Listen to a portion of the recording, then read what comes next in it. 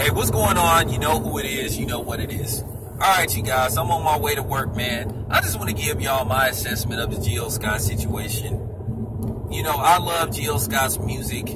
I've always have been a fan of her music, and I think she's a great actress. But I've listened to what she's had to say about the situation. I've listened to her husband, or soon-to-be ex-husband. And I believe some of the things that he says about Jill Scott is spot on when he says that she is controlling, she's combative, you know, and that she tried to feminize him and that type of shit. I believe that to a certain degree because Jill Scott comes across as a person that is combative. And in certain songs that she's had, she's put that out there and she's presented that. Where, you know, the times she talks about love and she's respectful to a man, you can see at times in some of her songs, she can be combative at times. Now, okay, let's talk about that with Jill Scott. I'm serious. I sort of see that in her. I really do. She does seem like that type. She is from Philly, you know. And the dude said that Jill Scott don't have men in her family. That she has a bunch of women in her family. That's not a good sign. Where you're a dude and you're dating a woman and they have a lot of women in their family. Where they don't have a lot of boy cousins, they don't have a brother. You know, it's just a lot of females. That is always a sign of caution. Because, you know, when you have too many women around, you have too many opinions, too many different opinions. And that could be crippling to a situation or a relationship between a man and a woman. Now, as I said before, I listened to Jill Scott talk about black love and it's important for black people, you know, black men and women to be together as a couple. Yeah, I have no problem with that. But the question is, are you practicing what you preach? And it still comes down to that bullshit that, you know, guys are afraid of a strong black woman. You know, the typical bullshit. Oh, guys, they just hate for a woman to have an opinion. They don't like they want a woman that's going to bow down to them. Well, as I said before, this is what I ask women. Do you want a man that bow down to you? Do you want a man that do everything you say, that jump through your hoops? Because at the end of the day, you technically don't want a man. You technically want a chick. You know, the only thing you really want from the dude is the dick. Okay? So, you have to ask yourself that question as a woman.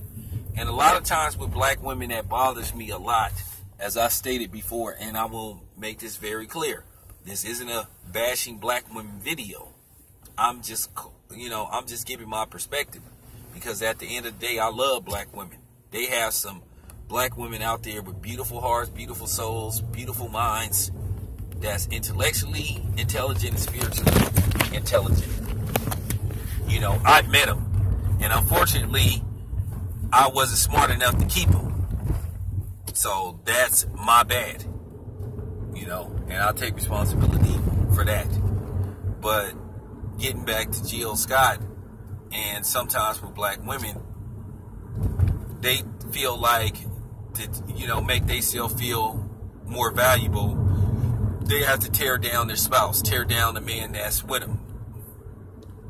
There's a difference between being a strong black woman and then just being a mean-spirited black woman. It's a big difference. You're not strong because you tear down your spouse, tear down your man, put him down, call him names, treat him like he isn't shit, versus, you know, treating him with respect and dignity. And a lot of black women get that twisted. But then again, that's what you call Oprahism. Because Oprah Winfrey been pushing that bullshit card for the last 30 plus years. And as I say before, Oprah Winfrey, I feel, is the cause of why a lot of black women are not married. Or why a lot of black women cannot keep a man in their house. sometimes you have to look at yourself and you have to ask, what are you doing wrong? Because I was in one of them situations where relationships didn't work out for me, and I kept blaming the other person, and I finally had to realize, well, what am I doing wrong? And I think a lot of times black women in relationships with black men, where they go wrong at is they, as I said before, they always try to play the victim. They try to make everything somebody else's fault except theirs. They don't want to fess up to anything.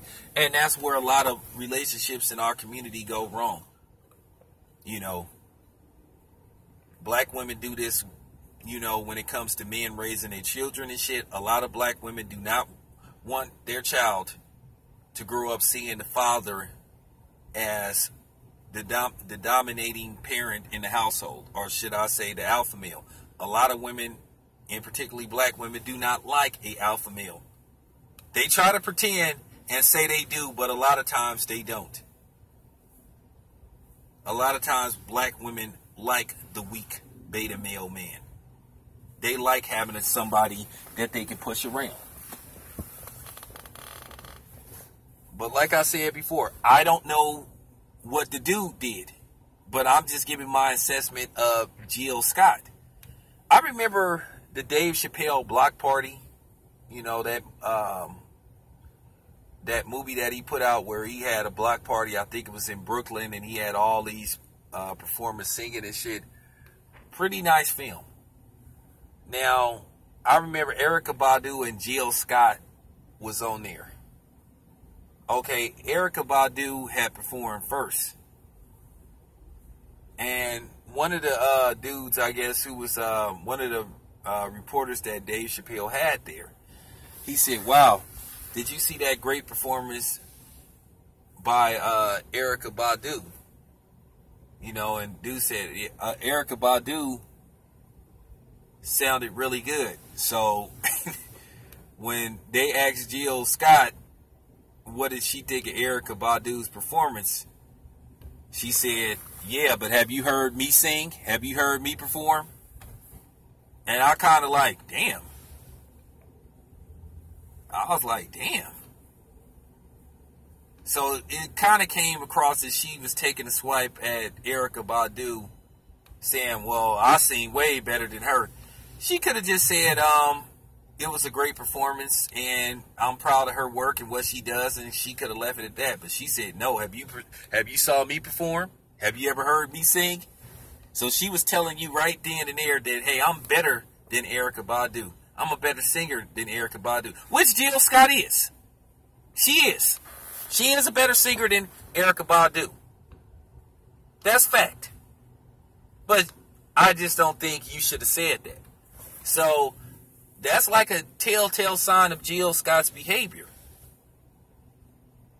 As I said before, we don't know what the nigga did. But this dude said a lot of shit. He talked about she got too many women in her family. He said a lot of different shit.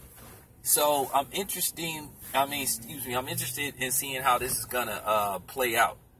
But yeah, Jill Scott, you know, you just have to question some of her antics and some of the things she says. Like I said, it sounds good.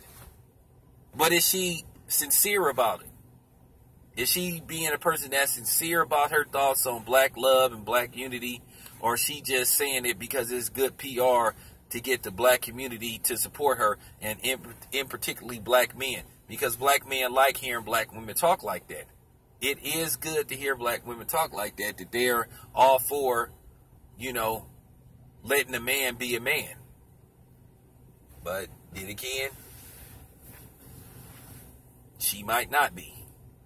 But yeah, that's always been the assessment that I had with Jill Scott. I just think she isn't who she makes herself out to be. I think at times she's disingenuous about who she really is as a person. And I see some of the things that the dude was saying about her in the interview about her behavior and how she acts. So yeah, that's all I have to say about that, man. I'm out.